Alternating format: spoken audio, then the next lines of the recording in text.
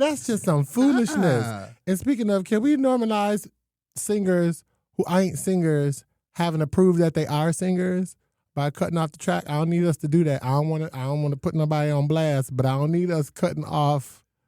We don't need to cut the tracks off all the time. Because even with the track on, we could tell if the mic is high. And we all right if it's not. Girl, we know. Some people need it off. Yes, but some people need it like lukewarm. They don't need it hot. They just need it a little, lukewarm. And we good with lukewarm. Some people, not everybody is B. Not everybody is Jasmine Sullivan. Ain't nobody is Fantasia. Everybody ain't, J-Hug keep a mic. Not okay. Okay? She keep a mic hot. Full talk shows. Look about, I'm like, girl. Did you ask them questions? No. We about to sing. You know what we here for. Like, so I'm with you. I just don't think we need people who are used to a lukewarm mic. Okay. You don't need to make it hot. Kelly Clarkson, stay with a mic on. As she should. Shit. It's Kelly Clarkson. Okay? Okay, sing down. She can still sing since you've been gone. That's different. She built different. Is different. She is a different type of person. Okay. I don't even got this. Wait a minute. That will be on our recording. All right, you ready? Mm-hmm. All right, here we go. This is Brunch, Blaze, and Battle, where we eat, elevate, and talk about media trends from the past, the present, and the future from a Black perspective. I'm your host, Roger Turner. And I'm your host, Alexis Bertrand. So sit back, spark up, and let's get into it. Hey, Alexis. Hey, Roger, baby. How you doing? I'm good. How are you? I'm so swell. You of this nice warm summer day. What? Okay, it's giving summery sun. I'm in my shorts, got my thighs out. Okay, we all got our thighs out. Okay, because it's just hot. Because it's hot. Like the whole eastern side of the country is just 100. I was like, why can you fry an egg on a New York sidewalk today? What? It was New York, Pennsylvania. You go all over, like, damn, everywhere. Like, it was just all red. It's like, what is happening? How was your brunch? Brunch was good. Since we in summer, I'm now cutting up my own fruit. That's the only thing I don't like. But we still on that fruit journey, fruit salads, granola, and I tried some egg with a little bit of egg white. I don't know. Baby, I need the whole egg. I tried to like get myself over the egg whites. I can't do nobody egg white. I can't do it. Yeah. I need the egg. You need the egg. I need both G's. I can't do it. I need the egg. Not both G's. Just saying, that's why I need the whole thing. Why egg white's got one G? You got one G egg. Egg. That's all you get. Shut up. It's too much. Anyway, but I enjoyed it. Which about you? I had my vegetable smoothie with a little protein. That's all I had for lunch today. Y'all, I can't wait. I know we getting there. God gonna bless us. That's all I had for brunch today. We're going to be live because I need people to see your skin because it's stupid. Like, y'all, he's sitting in this, like, the light hitting him perfect. Like, he's like a portrait in a museum. He just glistening. I think I'm just sweaty. I think you just caught me. No, this is a glisten, girl. I'm hot. I think you just caught me in a good moistened state. Not moistened state. Ooh, I'm not touching that.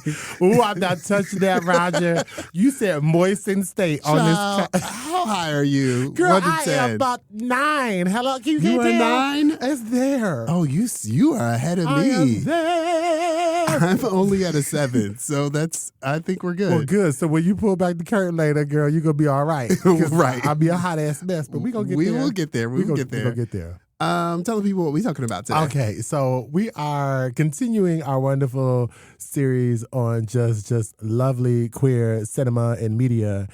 And this particular focus is on our trans friends and our lovely stories and wonderful stories around them. And we've already talked about this before, but like just the difficult in finding really just good cinema on a particular theme that we want, right? So wanting to just see around the transgendered experience. Unfortunately, it's just kind of lacking. And so when you and I were talking, we were also diving into like, okay, so all the other beautiful identities in the LGBTQIA plus community. And so we're looking into like intersex and questioning and queer and bisexual. And just what we came up with is we came up with some good stuff for y'all. At the same time, just the poor to lack of representation for all of this was really hitting us. And, you know, through this process, through this journey, if you will, we realized that, you know, all stories really do matter. And there's just not enough of them. So the title of this episode, All Letters Matter. To honor that everyone's stories should be seen in the authentic and purposeful, beautiful ways, in all the beautiful ways that needs to be seen. It's just not enough of that. And it is 2025. And we know that these stories want to be told, they're begging to be told, and they should be on all of these major big platforms that we're seeing. So today's episode is All Letters Matter. All letters matter. Okay now. All right. So I think it's time for us to pull back that curtain. I am so ready for this one. What you got? All right. So I was just looking through like early representations of trans people in media and trying to figure out like where can I pinpoint my earliest look at transness. And then I remembered, you know, trans people or trans depictions have always been in media. Always, come on. And one of the things I wanted to point out, I know we're going to talk about movies later, but one of the things I was trying to point out that if you are not trans, or even if you are trans, before you sit down and you watch a trans story or you're looking for trans media, you must watch the documentary on Netflix entitled Disclosure. Yeah. Disclosure gives a really great in-depth understanding of how media has treated trans and non-binary people in media, and how that, what that looks like and how that feels, what you're actually watching, and how we are conditioned to see trans people. At some point, if you are over the age of 30, you are probably conditioned to view trans people negatively. So let's look at deprogramming ourselves. So I'm glad that you brought this up, because I feel like thinking about how long television has been around and how long trans people have existed, right? It's not even a drop in the bucket. They've existed as long as people have existed. Yeah, absolutely. Period, right? And then we know, particularly in this country, that the average education level is 7th grade. The average intellectual education level is 7th grade. Then a lot of what we see on TV is their first introduction into something. Yep. And that's if they're only watching it, right? And so when they do happen to come upon it, that is like a lot of things. It's their first representation of it. It's their introduction to it. And for many folks, I think it's like, now it exists, right? Because it's been wiped out. Trans culture, unless you really start to study in, like, I would say, in like college or post-secondary education, it's not in K through 12. No. Where unless it's explicitly unless the teachers themselves do it, but it's like no one knows about just trans history and culture, trans people even within their own culture. Like, it's just literally not just been wiped out. Like, I can't say American culture, but yes, American education systems, absolutely. But even when we think about Black culture, or Indian culture, or Irish culture, or Southeast Asian culture, as it's taught here in this state, it's all been wiped out. No matter what your identity, no matter what your ethnic makeup is, it's insane, right? And so then we take that out, we erase it, and then we introduce. You imagine somebody watching an old episode of Will and Grace or something like that, and the first time they see someone that is trans, it is this kind of slapstick, and like, oh, okay, so that's what it is. That's why I think it's really important for people to like watch Disclosure and talk about how, you know, from the beginning of film, how trans people or cross-dressing people as representations of trans people were used as a device of comedic relief or as a villain. And we get that. Something to be scared of. Yes, right? And I feel like we get that as Black people when we think about our earlier depictions of blackness or what it showed like. Well, that's one of the things I love about Disclosure because it ties the two. It does. It ties the two. Because there's a lot of people of color on that cast. Yeah. But there's a lot of people of color on that cast, but it also talks about how the history of negative depiction of Black people and negative depiction of trans people or non-binary gender representation, like gender fluid representation in film, are, essentially come from D.W. Griffith, who the filmmaker that created Birth of a Nation, who created the myth of the Black man villain that wants to rape the white woman and is something to be feared. That's wild. That's so wild. And it depicts the KKK as heroic. But he also has this character that one of the earliest depictions of they talk about this in the film, but one of the earliest depictions of a cut or a cut scene of like an action is being taken and then you cut away from the action and then something else happens and you cut back and it continues the action. So without showing you a head being cut off, you just see the sword being lifted and then you cut away, you hear and then it, you come back and it's bloody. And then you see the head on the floor. Gotcha. This is the first time that happens is in a D.W. Griffith film. And at the same time, throughout this whole transition of, something being cut and transitioning from one thing to another, the whole time this is happening, there is this gender fluid character as comedy relief floating around all of these scenes. Like, and they talk about how like that relationship is tied. So I'm glad you brought that up. Yeah. So I'm looking for all of these things, and as I'm looking through it, I don't like my early depictions. No, I don't like what I saw. They're awful. They're like awful. And I was like, okay, I need to go back and tell everyone to watch Disclosure. And then I wanted to ask a question. What is your earliest memory, negative or positive, of seeing a trans or gender fluid person in media? From me, it was, I'll never forget it. It was early days of MTV. I'm getting up early morning for school, and this is like early 80s, so 82, 83, but they would show like earlier, they would like, so they have all their mainstream videos and, during prime time, but in the morning they would show like early disco. And so it was a lot of Donna Summer, a lot of Evelyn Champagne King videos.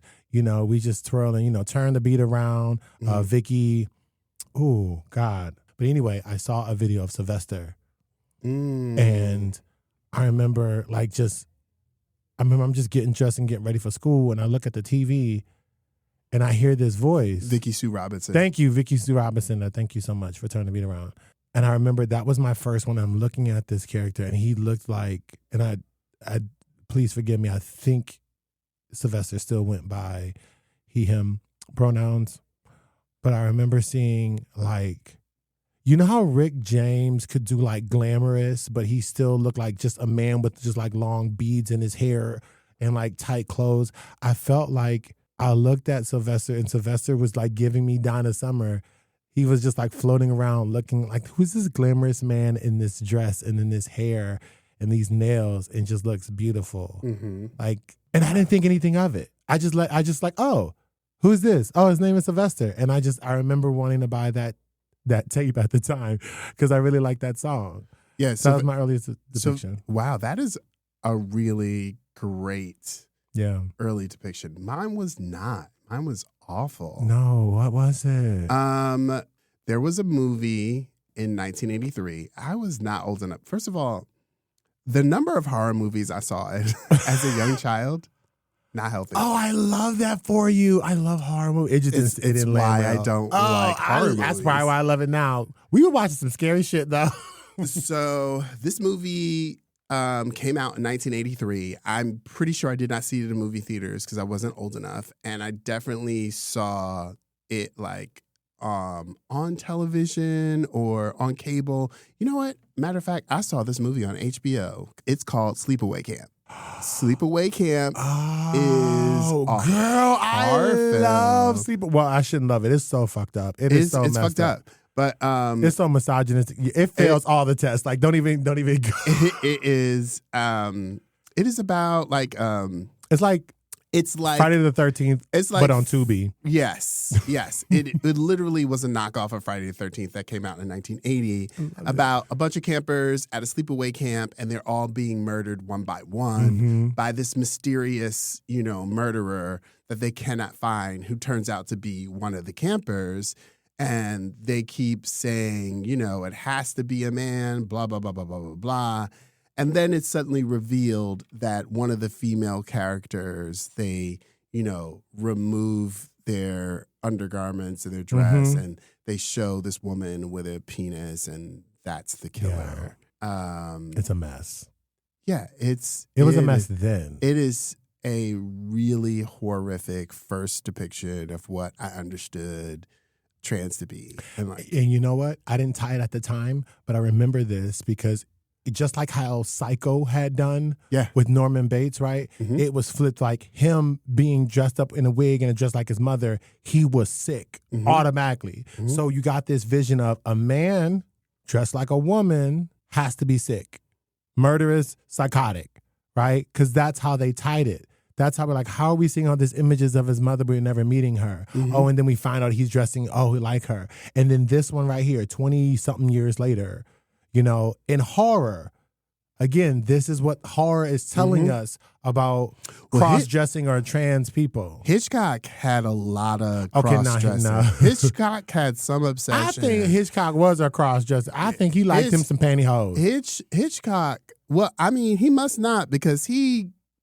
depicted them as horrible, villainous, crazy people. Yeah, I think so. Unless he thought he was crazy, I guess. I don't know. I mean, well. I don't know. But it was Hitchcock was wild with his depictions. But anyway, and then I wanted to look at what was the early positive depiction. What was the first time I was like, yes, I want to see more of this character.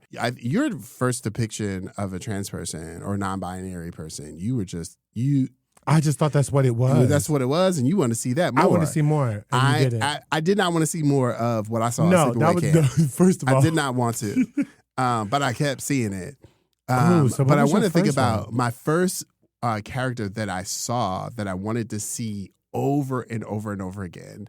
Who was your first one? So my first positive look of a trans character that I wanted to see more of was a character named Carmelita Rainier on the series Dirty Sexy Money, played by Candace Cain.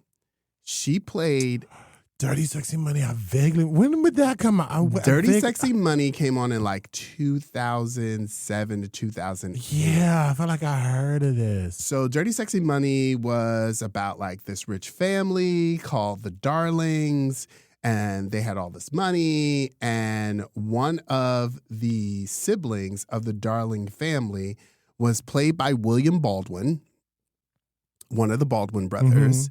And he was in love with this trans woman named Carmelita Rainier, and played by Candace Cain. Gorgeous, blonde woman, was, just smoky voice. And this man was head over heels for her, and they were trying to navigate their relationship and how it was going to be received by his public-facing family. Wow. But yeah. I love that. Because she played that character with grace, poised. She was very feminine, but very openly trans. You said 2007, right? 2007. So wild that it took that long, right? That long. From 1983 right? to 2007. I was like, oh, I want to see more of this. And I don't want to confuse that with, there have been depictions. Oh, absolutely. And we talked about this. And I think that's one of the trends that I hated the most is from some of our most beloved sitcoms and TV dramas, there would be an episode featuring a trans character. the trope I saw a lot of was, let's introduce a struggle that we all can have in common. Okay. Like being accepted, don't want to share. How do you share this part of yourself? How do you feel good about yourself? And it's couched in that. I feel like these trans characters were couched in that. And then you saw them, you experienced it, and then that was it. And I'm talking about everything from like Golden Girls to like Law and Order, like these shows that have like so many episodes and they introduce so many characters, and then there's that one episode. Yeah. And that's it. And so in the 20 minutes of whatever this episode is, that's all you get of this character. And I get the spirit of, they thought they were being edgy. They thought they were being new. They thought they were being fresh. Or not even edgy, new, or fresh, but like the tired, like, sitcom trope of a special episode. Yes, that's what it gave every time. A special episode talking about blah, blah, blah, blah, blah. Yeah. Right. Whatever othered group, we're going to give you some room. That. And it happened in like almost every major show. If they had more from like, I swear y'all, from like 1980 to like now, if that show is any kind of a scripted show and it has more than 5 seasons, I guarantee you there's at least one, if probably one episode where they just take the struggle, whatever struggle they want to talk about, of a trans person, and then they inject it into this. And so I don't want to knock those who with the best of intentions, but damn. Yeah, I mean, the attention is there because I'm sure a lot of these movies, a lot of these series were in the eras of the different waves of the queer liberation movement. So a part of that is, okay, I want to be a part of the conversation of the liberation movement. So I'm going to insert myself into this conversation by inserting this character. So what you're seeing is depictions of cis-het individuals trying to create trans and non-binary characters. For decades. Yeah. Like up into the present. So that's as we're talking about this, like it's so wild, right? Because when you said like, I finally got my first great depiction in 2007, and you have been consuming, and you know what? It wasn't all that great. It was just, but it was good. It wasn't fraught with trauma. Yes, it wasn't presented to me in order for me to fear this person or laugh at this person. Yeah. And I think, like on the flip side of that, I find, and I think this can be troubling too. I find that when we'll get to this when we talk about our selections, some of my favorite representations of trans characters and other queer characters outside of gay, I take that outside of gay and lesbian, have been mostly in like sci-fi or fantasy themed. And as a sci-fi person, I love science fiction, I love fantasy, I love that. But there's something inauthentic about it. It's almost as if the best depictions of Black people I saw all took place in outer space, that's sending me a message. That's sending me a message that we'll deal with you later. That part. It's only going to be good in the future. Like right now, only you're going to be good if it's fiction. You are only going to be that leader. You're only going to be that lead character, that strong, beautiful person, unless it's in fantasy. Right. If it is not in fantasy, there's no well here for you. There's no place for you to be like, I can tell your story about you living in New York City in 2025. Right. But you can exist on a planet with 3 moons and 2 suns. Right.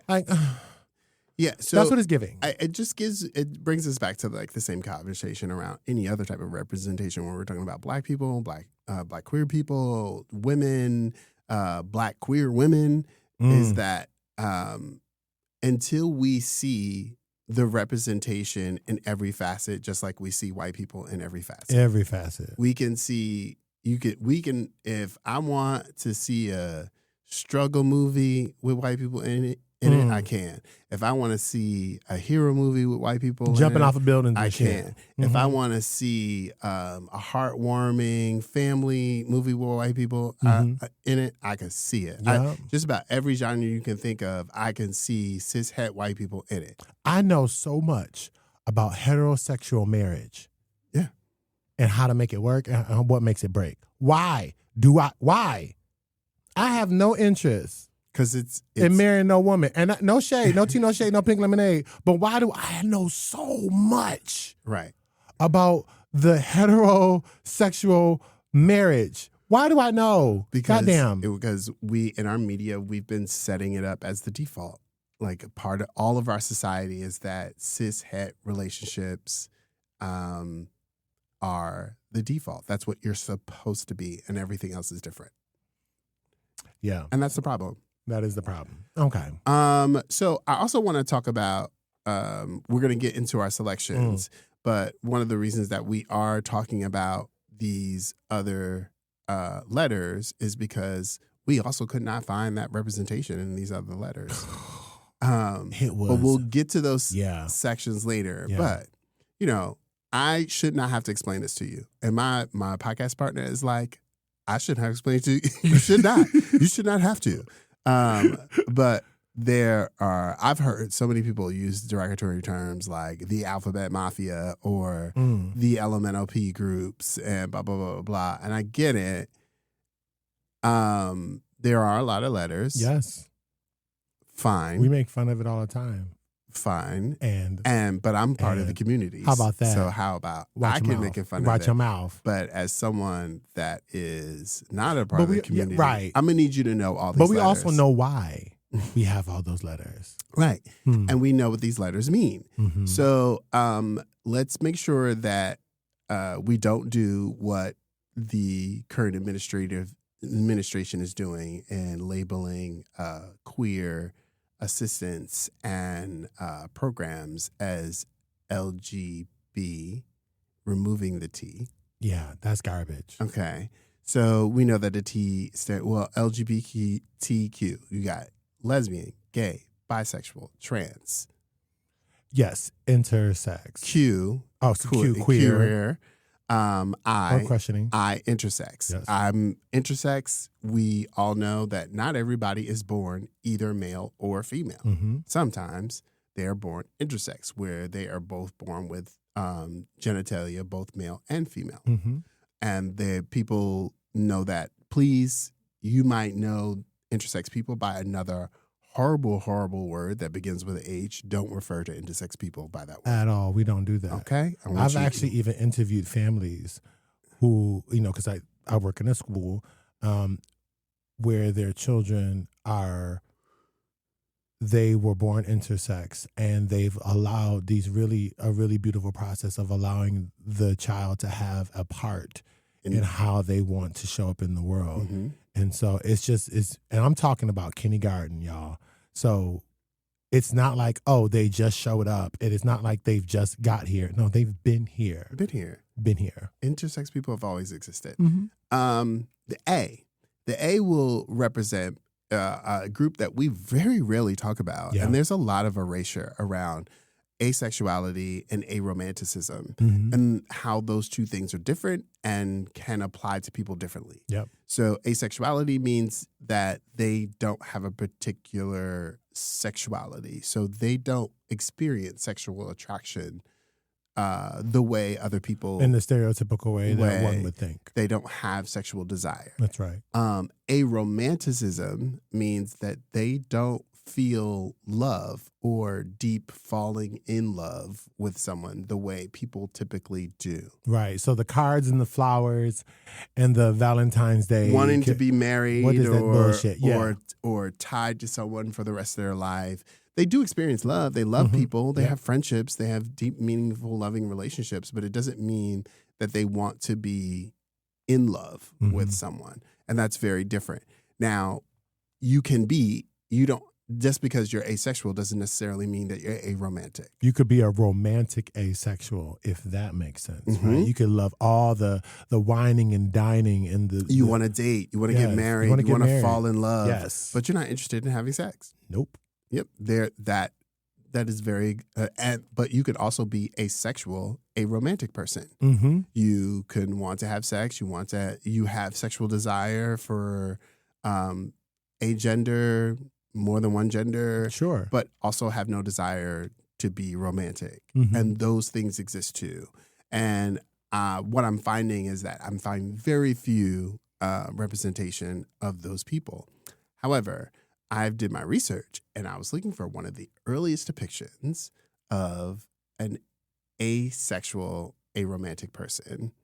When? I want it 80s? I'm guessing. So what was that? This character's, was assumed that they're like in later years, their character was a romantic because of the behaviors that they exhibited for the longest time. In the early versions of this character. And then later, when this character was redone in later years, this character was definitely identified as asexual. I thought you were about to tell me like Mr. Belvedere or some shit.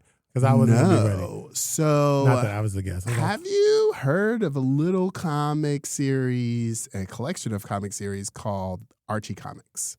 Yeah.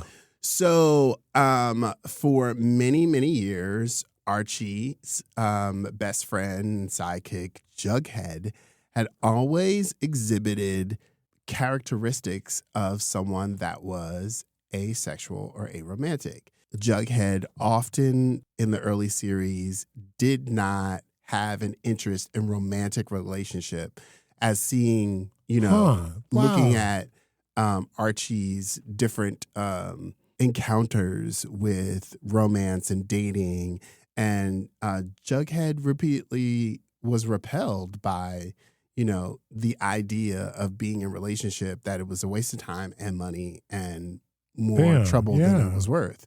And so they kept playing with this. And it wasn't until the new Riverdale line of comic books in 2016 that Jughead's orientation was confirmed to be asexual. Wow. I mean, that's a choice. Yeah. And in many ways, like a bold one. But you know what? Comic books have always been at the forefront of like representation. I need people to understand that. They've always done that. There's actually a few characters, big characters right now in the DC comics that are asexual. Mm-hmm. And like, that is just a part of their story. It's so interesting. Yeah. And so I was like, Archie's been around since like the 40s. Yes. Like my mother, one of the oldest. My mother is literally named Veronica after Betty and Veronica comics. So that's how long this is. They've been around. That's so crazy. And like that. Not crazy. That's like really, that's just so good to hear. So there's a lot of, and so there was a whole, so I know you're familiar with the series Riverdale, mm-hmm. and how when the Riverdale series first came out, there was a lot of backlash about Jughead's character, because when they first introduced Jughead, mm-hmm. they started having Jughead have like romantic feelings for another character on the show. And the actor that was playing him, Dylan Sprouse at the time, also was like, hey, I feel like I'm partaking in, some kind of like what, erasure? Ace erasure is what they called it. He was like, I also don't feel like this good. So in later seasons, they ended up, changing Jughead's character to represent a little more asexual. I love that. And aromantic. Yeah. But yeah. And it's also great to see that character depiction in Heartstoppers too. Oh, yeah. Well, let's get into these selections. Let's get into it. Okay. So and even though I started with like the problematic trend of seeing a lot of representation of trans and other queer identities. And by the way, I just wanted to say, like, I believe like we have so many letters because we're talking about people who didn't feel as if they belonged in the majority. They weren't welcomed. So I get like if people really understand queer history, particularly queer history in the United States, yes, the letters extended because it was like this open invitation that no matter how you identify, you should be welcome. You will be welcomed here. It's one of the reasons why I think you and I both identify as queer rather than just gay. Absolutely. Is that I like the word queer because it's a more inclusive term. Yeah. And it makes sure that I am community with all of my LGBTQIA plus brothers and sisters and siblings that in the community that. And I feel like for like inside, like it helps to capture some of the other parts of me that aren't traditionally gay. Like I like playing with sometimes my femininity, or I like playing with, it's not that I haven't gone on dates with others who have identified as no gender. I have. And so it's helped me understand just different parts about me, if that makes sense. Right. So speaking of selections that we think are good for you. Now, look, we ain't going to talk about, we already mentioned Heartstoppers. Ain't nobody doing that. Girl, watch it. You should watch that, okay? Pose, stop playing, right? I even went back and watched some episodes of like Xena Warrior Princess. Like, how you let me some Xena. Okay. I mean, you also Orange is the New Black. You should have already seen that. Right. But there was 3 kind of standouts that I wanted to mention very quickly. The first one being Star Trek Discovery. You should watch this. It is probably the most queer, not even queer coded, just queer cast of characters in Starfleet in all of its history. And it got 5 or 6 seasons. It's beautiful. I love it. There's a great representation of non-binary characters in there. You want to check that out. I do want to shout out Ironheart, which features Shea Coulee playing his character Slug. And Shea Coulee, if y'all know from Drag Race, right? But out of drag, they identify as non-binary. Nice. And I think that's beautiful, right? And I am enjoying Ironheart, but we will talk about that later. That was literally made for us. And this last one I checked out. I also mentioned shout out to Umbrella Academy, and I want to shout out Umbrella Academy really quickly. Absolutely, because the way they rewrote this character to match the character Paige, who actually transitioned while they were filming this series, and they made their on-screen character match. I just thought that just showed some integrity in the show, and it gave me a Elliot Page. Thank you. I didn't want to use the dead name. Yes, I didn't want to do that. Thank you very much, Elliot Page. And how they rewrote this character, and it just gave the whole television community like, yes, we can support our actors, we can and our people who work for us, and we can make characters that actually matter. Okay, and I lied. So my favorite fave. You lied? Sci-fi. Okay, because it was like this one, I almost didn't mention it. I found this little itty bitty show on Amazon Plus called, I think it's Transfinite or Transfinite. Like infinite, but transfinite. And what it is this collection. It's so cute. It's this collection of short stories, all centered on trans characters that have supernatural powers. Ooh. That do and it's based in the real world. They do things like to just live and strive and like help the people that they love and they care about. Like, it's so cool. I just wish there was it kind of gives a little bit of a Black Mirror kind of vibe. But it's like they were just really, really interesting, and they keep them well grounded, but they have these special gifts. It is the cutest little fan, I'm a little fan of it. So Transfinite, I think it's called Transfinite, but I'm going to go with Transfinite because that sounds cute. But anyway, those are the ones that I wanted to highlight out of course, Supergirl and Black Lightning, stop playing. But those are the ones that I wanted to highlight in my sci-fi fantasy world. That all have trans characters. That have great trans characters. Yeah, even given what I said earlier about the problematic trend of it all. No, I don't have anybody in the sci-fi world. Okay. That's all your television? No, that's not on my television. Well, let's get through all your television. Okay. So, I love this. Okay. So I'm going to go back because I mentioned this before, on an way earlier, I think season 1 episode. I talked about Naked Attraction. And I want to bring this up again. Oh, yes. I think this is fabulous because in the later seasons, it does start off very hetero, boy looking for girl looking for boy, and they did gays and lesbians. By season 3, 4, 5, I believe, definitely season 4 and 5, You saw a lot of trans contestants, people who were like polysexual versus I'm non-binary. And because this show is called Naked Attraction, you really get to see what I got my questions answered. Like, what would somebody who's non-binary, what would they actually be attracted to? And like it's a lot of the same things that I would be attracted to, right? Like voice and hair and texture and height and weight and da-da-da-da. And so it takes care, I think the show does well to take care of its characters. I know it's on hiatus, but really once you get past the point of looking at naked bodies, it's such an interesting perspective on just what attracts people to other people. And it allows people to identify however they want as they're going through this process. I thought it was really, really cool. Yep. Also, Survival of the Thickest. I just finished this second season.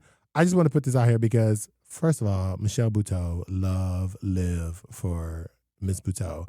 And I think Survival of the Thickest is a great season that has a lot of queer characters on there. Peppermint was one of my faves. They are on there living their best lives. I think that's great. It's in the reality of it all. Why are you making that smile? Why are you making that face at me? Because it's kind of a hot mess reality show, but like of all the bi and pansexual and bisexual shenanigans, it is a good old watch. I had a good time watching this. But have you ever seen a series called Perfect Match on MTV? I'm blurry. Perfect Match. So Perfect Match, they bring a bunch of strangers into a house, and based on this mysterious algorithm, someone in the house is the other person's perfect match. And as they go through this whole dating and discovering each other, they have to, the entire house will win a large sum of money if everyone figures out who their perfect match is. Oh, I vaguely remember. I don't think I watched this. Yes, there was. It sounds fun. It sounds fun. I think it didn't last very long because the show's kind of full of shit. Because how do you know who my perfect match is? But that's true. But they had one season.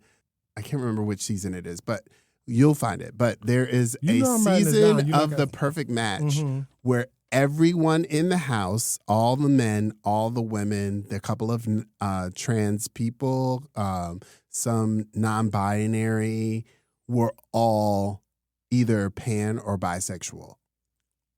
Oh. In the house. Oh, God, that's so tough. That's a giant orgy. A bunch of times. Because they had, in Perfect Match, in the house, they had this room called the Boom Boom Room. Not the Boom Boom Room. Where you could go in and do what? And have sex. Child cheese. I'm about to go look this up. Child, the number of times that Boom Boom Room got used. That Boom Boom Room got used. Lord Jesus. Honey, and listen, there was this trans man on here who was like just transitioning and getting his testosterone. Oh Lord. And was a good old horny teenager. Just getting it everywhere. Oh my goodness. That man was a menace. That man was a menace. He was in here having sex with everybody. Come on, everybody. Thought he was in love with everybody. Not in love at the same time. Oh my goodness. Was constantly all over here. This is my jam was right like, here. Oh, this is my perfect match, but let me go on over here and have sex with you over here. Oh, wait a minute. In the same house? Okay. Oh, this is a mess. A mess. I need it. And I know I'm not going to be the only brunch you're watching this. So I know y'all laughing at this episode right now, but you're watching the Perfect Match. It is season 8 of Perfect Match. Come on, season. Damn, they got that many seasons? Yeah. It wasn't that much of a flop? No. Season 8 was the season where, and they only did that one season because, honey, they couldn't handle it. We got to go back. Because that was a lot going on. We got to go back. We went through, it looked like a Diddy party. Addition to the Perfect Match, Oh, wait. No, it's not called Perfect Match. MTV reality show called Are You the One? Not Perfect Match. It's called Are You the One? See, this is on my list. It's not Perfect Match. It's Are You the One? Are You the One? So You the One season 8, honey? Yeah. I've seen some of these. Okay. Shenanigans. Okay. Are You the One? All right. Okay. So, yes, Brooklyn Nine-Nine. You should be watching that already. Stop playing on my face. Mm-hmm. In terms of my dramas, okay, I already mentioned Queen Sugar. Hold on. Yes. No, wait a minute. First of all, Queen Sugar is good. Queen Sugar. Where the hell have I been? Queen Sugar has been that girl. I know, and I have just now caught on. I'm a mess. Only reason I was watching OWN. Because I know what you ain't watching. For a long time, it was the only reason I was watching OWN. It was like the first show. Wait a minute. I was watching. What's the name on OWN? Eva the Diva. What's her show? I don't know what she's about. Eva. She plays the Eva Marseille. Yes. Oh, no. I wasn't. That was on OWN? I mean, that probably was, but All the Queen's Men. All the Queen's Men. Yeah, I wasn't watching that. Oh, child, you weren't watching that? I wasn't watching that. You watch it now? I will watch it now that Christian Keys is out here talking about he moving the spinoffs to other places because he ain't messing with Tyler like that. Okay, but that's a whole nother. That's a whole nother. That's a different episode. I may watch it now, but no, I wasn't. I wasn't watching. Sugar. But this was. But Queen Sugar was, I believe, their first hit on OWN. Yeah, it was. Before he. Well, that and Meet the Browns. I feel like it was. No, because it was not for you, but like in terms of network numbers, I thought it was Meet the. Probably there was a lot of and what was the daytime? There was a soap opera that was on there. It wasn't Generation. It was the whole cast. The Have and the Have Nots. Yes, Have and Have Nots. Yeah. I was about to say the whole cast was at Aretha Franklin's funeral because that's who she wanted there. Yeah. It was her favorite soap opera. I love that for her, though. I love that for her. I want the whole cast of my favorite show there. Go ahead, Auntie. Oh my goodness. Go ahead. Okay, so that's all I have. Queen Sugar was the only one that I wanted to mention. I hated the Blacklist. I know people like that. I just didn't like the depiction of it because they made this trans character into like this villain. Again, it just didn't land right. It was this really twisted villain. It was like, you remember how we were talking about with Norman Bates and with the Sleepaway? Like it was given that kind of vibe. Like it's like part of the trans ness of this person was like part of their evil. It didn't work. Right. It didn't work for me. And then I only have one more that I want to talk about, which is in the animated series. And you know me, because I think animated, when you can tell great stories in animation, like it really can be for all people. And I always think about the kids, like the real kids. So I'm not mentioning Simpsons or Family Guy or Big Mouth, but in terms of animated series that I think that get a lot of things right. Steven Universe. I think it's just it's yes. OG. Give me the Steven Universe. Right. I loved it, and when we were doing this one, it made me instantly think about a character named Stefani. Right. When Steven and her name's not coming to me. I'm so high. Because you're high. You're so high because they ended up merging by accident. As they become this one being, you see them wrestle. Connie. Thank you, Connie. Oh my God. Oh, forgive me. I love Connie. So you see this character now that they merge into Stefani wrestle with like, I feel male in this way and yet female in this way.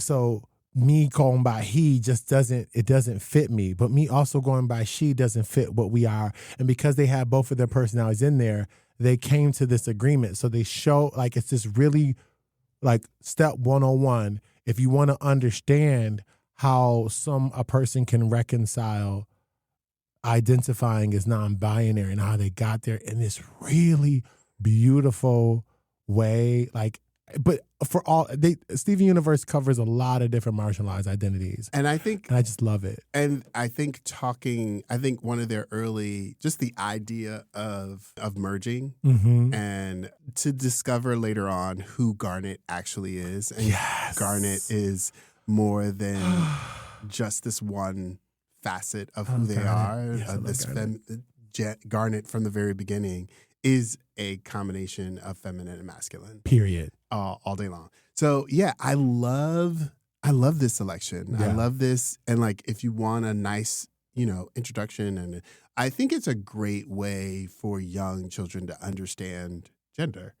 Like Rebecca Sugar is in her bag. What? She know what the hell she doing. She don't miss it. But I also would say for adults, because it's like you can call it, Queer 101. It doesn't matter. Like it's digestible in like 18 minutes. These episodes are so fast, like this, and it's great for your kids. And it's great for you to watch as a family. Seriously, it will make so much sense. And you will sing all these bops. It's got plenty of bops. So anyway, that's it. That's it for me. That was it for me. Okay, I wanted to mention my drama. Yeah, what was your drama? My drama is a series on HBO Max now called Sort of. Okay. I flagged this one, but I did not check this one. This is on my to-watch list. I am in love with this Really? series. Is it that good? It is so good. So good. Sort of is, on my list. Yeah, you have to watch Sort of. Sort of it will make you laugh, it'll make you cry. It has all of these wonderful themes in it. But Sort of is a series that is based in, I believe it's based in Canada. But follows this gender fluid character named Sebi. And come on, Sebi. Sebi comes from a Muslim family, and Sebi is trying to, discover who they are.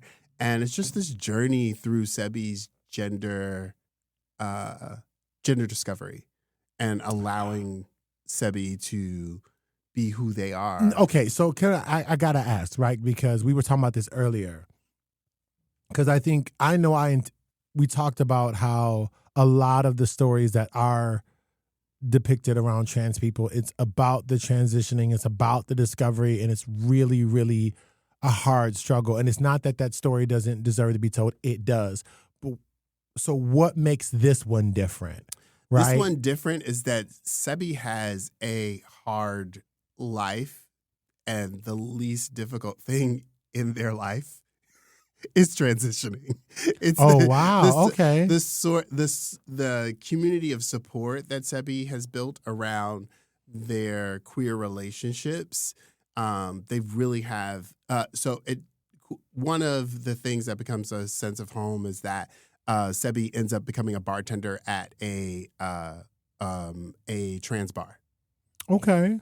Oh, actually, wait. Okay. Yeah, there's all of these really great trans characters that are at this bar, and gender nonconforming characters. There are all of these great characters that are there. I kind of like this. But Sebi's going through life, trying to figure out how to live professionally, and the job that they train for isn't what they want to do, and having to deal with their parents who are traditional, first of all, immigrants. Their parents are immigrants. Their parents are highly religious. They have a strained relationship with a sibling. There's all of these things that are going on. They are in this love, not in love situation with their boss.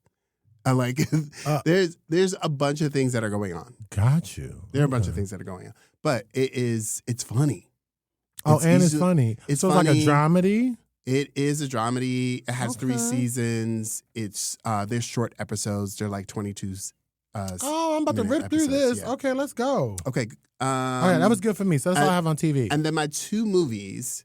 I already said one. Disclosure. Make sure you watch Disclosure. Mm-hmm. And then the other one is I just watched this recently, and it's a struggle story, but I love this movie so much. What? I cannot stop watching it. Priscilla, Queen of the Desert. Oh my God. Okay. Yes. That's classic. Absolutely. That's a classic. I just watched this recently. It's so good. I was watching it with my husband, and it came on. I keep forgetting who's in this movie. And as soon as the movie comes on, all I could think of one of the main characters comes on, and I'm like, Mr. Anderson. Yes, Hugo Weaving, baby. Come on. And my husband was like, oh my God, that is him. That is him. Said, that is him. Yes, Hugo Weaving, who plays Tick, also plays Mr. Smith, Agent Smith in The Matrix. The Matrix. Yes. Oh my God, I love But yeah, but I was thinking about some other real quick though, because I struggle with the movies because they were all so heavy. Like one thing, they were like Tangerine. Oh my God. Like Dallas Buyers Club. I hated that movie actually. I watched Call Me by Your Name. It just was so heavy. I think it is important, but I feel like some of this was like, I'm already, you know what? Like you pointed out earlier, they made the transitioning of a character very heavy, and it is.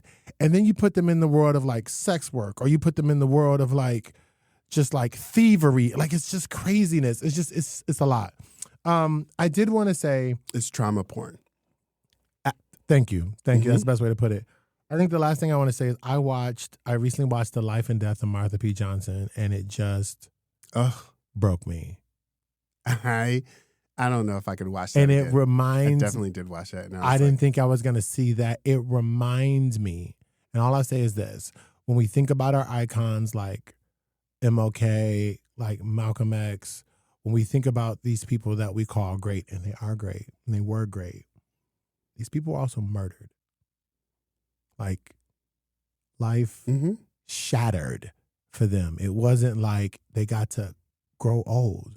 And so I think particularly with the story of The Life and Death of Martha P. Johnson, what was scary for me is that I could take out trans woman, black trans woman, and just put in black woman. And like, it's just because it talks about it a lot. So it wasn't just necessary. And like the shining star, which has always been the shining star over the other legendary people that I named, is like how she shined through it all. Because I don't even know how I could put a smile on my face dealing with all that she Let's had be dealt clear. with. We would not have the Pride Parade. We wouldn't have the Queer Liberation March. We wouldn't have the Queer Liberation Movement without Marsha P. Johnson. Period. We wouldn't have that in Stonewall America would not.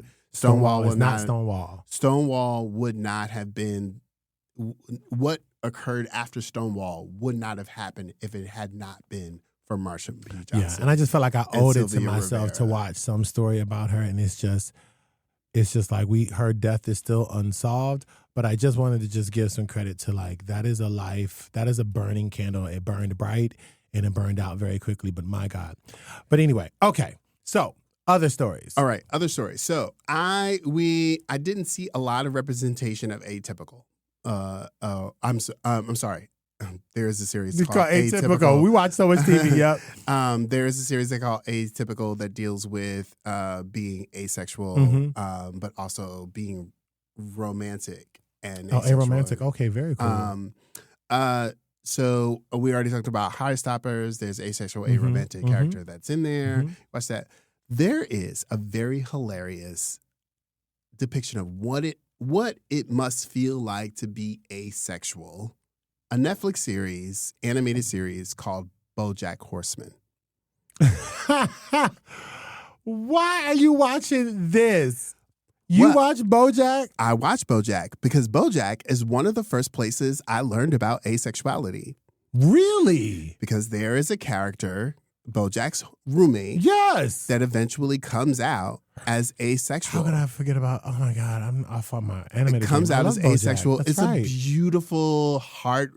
Actually, it is really well done. Very well done, beautiful moment. But that character also is not a romantic. That character is asexual, romantic, and actually starts dating another asexual character, and they go to this asexual character's home, who turns out that her family is hyper obsessed with sex. Like, her mom was a famous porn star. Her father, y'all. I remember this. Yeah. I forgot what her father did. Like, her father was like some author. Yeah. Erotic fiction author, and her twin sister, was a sex therapist, and they all were like talking about sex all the time, and they have to go to this home and like sit these two people that have an aversion to sex, and I was talk about sex. But I was like, this is a hilarious way to depict what it feels like to be asexual in a world that assumes that everyone has a sense of sexuality. Yes. And a sense of desire for it. I thought that was very well done. Yeah, I forgot about BoJack. And now moving on to intersex, none. I couldn't find any depictions of intersex people in a dramatic or fictional way. However, there is an episode of We're Here. Yep. Where one of the drag daughters turns out to having discussion with their drag mother and going forth and trying to figure out some things, discover that they're intersex, while they've been calling themselves trans for the longest time and didn't have a word for what was different about them. That part. And it wasn't until their drag mother was like, hey, I think you need to talk to someone. And like end up having this conversation. That's right. Yeah, there's this beautiful path of like this drag daughter discovering that they're intersex. It's interesting how like I think with media there's been a quickly like a history with intersex. It's like it started like where cross-dressing started becoming a little mainstay, but then it just dropped off. It's just like there's a gap. Either we go cross-dressing and then gap right into like trans, right, or right into like drag, and it's like that gap to me is it's like I want these stories to be told, but I'm interested what the approach could be like around intersex, what those stories look like. But I think that's the gap that's missing. You're right. There's no representation there, and it's just lacking. Also, when it comes to like those who identify as queer or questioning, well, not queer, but questioning, I think that is just overdone. I think we've seen that a lot, particularly in like teen dramas and like a lot of questioning of sexuality. I don't think that's a problem, but I definitely think that people who identify strongly as intersex is just not there. I couldn't find a thing. And the only like pansexual character that I could really find is from the movie There's Something About Harry. Where Harry comes out as pansexual, but we don't see any of. But I'm gonna wait on this one. Something around this is giving me hope with this current generation. Actually, that's not true. There is not in film, but there is in television. There is a very famous pansexual character on Schitt's Creek. David is pansexual, and I think we're gonna see more and more of pan, but I don't want the other stories to get lost. It's like I can see how they have a pansexual character who ends up dating someone who's non-binary or dating someone who's intersex, and they become a plot device. Like I want us to be careful of that, because I feel like we do that a lot with like gay stories, but we'll put in a trans character, a gay story, but there might be a lesbian over here. So they become plot devices versus actually telling their authentic story themselves. So I just want to be careful of that. But I do see I think there's going to be a lot of movement towards pan because it gives more room to write, and it allows for other stories to come in and characters to come in. And I think we're running out of time, but very quickly, I just saw two stage plays recently, two Black stage plays. One is a Broadway show that is on Broadway, just won a Tony, blah, blah, blah, blah, blah, blah, blah. And then the other one is in workshop and hopefully will come to Broadway.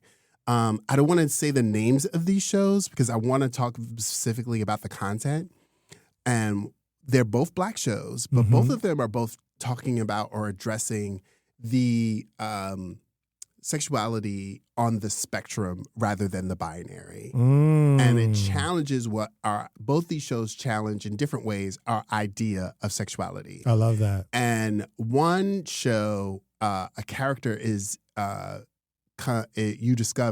starting to, in the beginning, think that this character is gay, but you start to understand that this character is asexual and is trying to get their family to understand, I am not gay, I am asexual.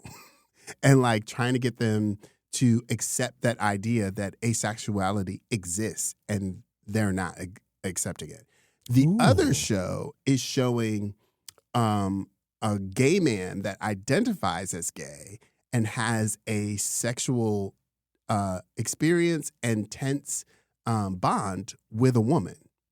but constantly identifying as gay. But they have such this chemistry and this tense, like attraction and connection that they end up having sex.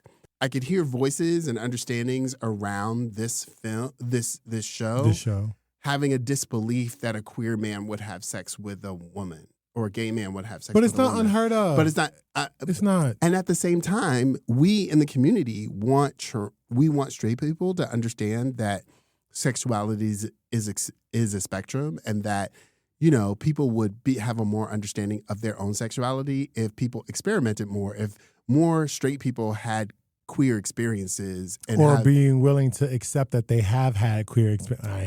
Maybe that's a different conversation. But if we understand that, and we want straight people to understand that, we should be able to accept that queer people or gay people have had straight experiences. Yes. In a positive way. Yes. Not in a way that was like... Attraction can feel fluid. So what? Absolutely. And that sexuality is a spectrum. And I'm hoping that these stories translate to a larger audience because, not all of us have access to Broadway. No, I love that. And I think that's a great place for us to end, because it's like there's still this hope. There's our hope that all of these stories, in all the ways, especially in Black storytelling. Yes. Come on. We can tap into the pre-colonial, right? We can tap into some ancient stories where we all were who we were. Like all of these identities existed way before we ever discovered that blonde, blue-eyed Jesus. Let's be clear. There is a whole idea that our queerness is a product of being integrated or being brought to America. No. Our homophobia that part is a product of colonialism. Think about that. And gender is a construct, y'all. Come on, y'all. Ooh, Lord, we just shouted on somebody. So this was great. So that's all I got. I had a great time. That's going to be the bookend of our queer story survival kit. So I hope you guys had a great Pride. Yes. We will see you soon, and we will be back very soon with a new episode. Very, very soon. All right, y'all. What do you want to tell the people? I want to tell them, be out while you are out in the world, be good or be good at it. And I want you to know that you are enough just as you are. Mm-hmm. Thank you for listening. Thank you so much.